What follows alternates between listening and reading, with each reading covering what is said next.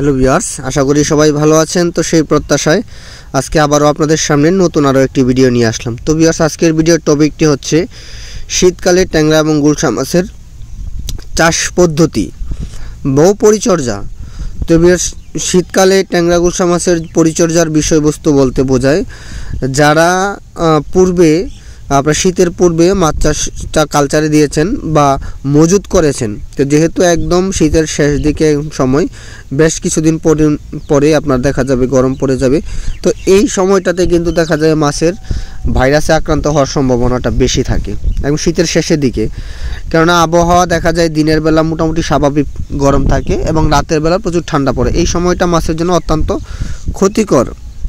তো আমরা অনেক চাষি ভাই আছে যারা সুস্থ সবল, যাদের মাছের পোনা আছে, কোনো প্রকার রোগ জীবাণু নেই, কিন্তু তারপরেও দেখা যাবে আপনার হঠাৎ করে, বিশেষ করে গুলশা মাছের ক্ষেত্রে দেখা যায় ভাইরাসটা হয়ে যায় এবং দেখা যায় প্রায় এক সপ্তাহের ভিতরে পুকুরের মাছ মারা যায়, খুব কম সময় দেয়।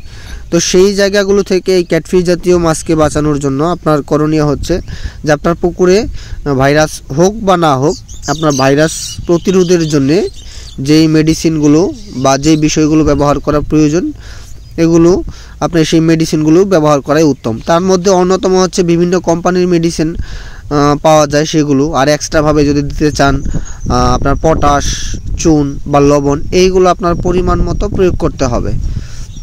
যদি আপনার দেখা গেছে পুকুরের গভীরতা, আয়তন এবং পানির অনুযায়ী এর পুকুরে কী পরিমাণ চুন পটাশ প্রয়োগ করবেন সেটা আপনার দেখা যায় তারতম্য হতে পারে বা কম বেশি হতে পারে। তো এবং মাছের খাবার, তো অনেকে শীতের সময় দেখা গেছে একেবারে খাবার বন্ধ করে দেয়, বা অনেকে আছে কন্টিনিউ ডুবন্ত খাবারটা সেই গ্রীষ্মের সময় দিয়ে যায়। দুইটা থেকে কোনোটাই উচিত না। শীতকালেও মাছকে খাবার দেওয়া যায় দুপুর দিকে, আপনি একবেলা খাবার দিবেন এবং সেটা পরিমাণ মতো কম।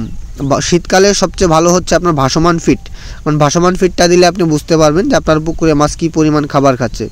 যদি ফিড দেওয়ার পরে দেখেন প্রচুর পরিমাণে ফিড ভেসে থাকে, সেক্ষেত্রে আপনার খাবারের পরিমাণটা কমিয়ে দিবেন। এই হচ্ছে শীতকালে মাছের সবচাইতে গুরুত্বপূর্ণ দিক।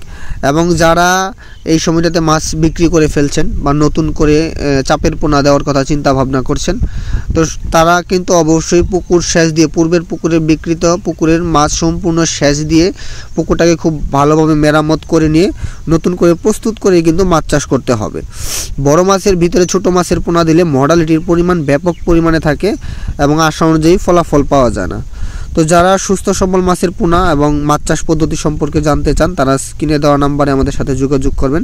আমরা সারা বাংলাদেশে হোম ডেলিভারির মাধ্যমে এই ট্যাংরা এবং গুলশা মাছের পোনা বিক্রি করে থাকি, পাইকারি এবং খুচরাভাবে। তো ভিউয়ার্স, ভিডিওটি ভালো লাগলে অবশ্যই ভিডিওটি শেয়ার এবং সাবস্ক্রাইব দিয়ে পাশে থাকবেন।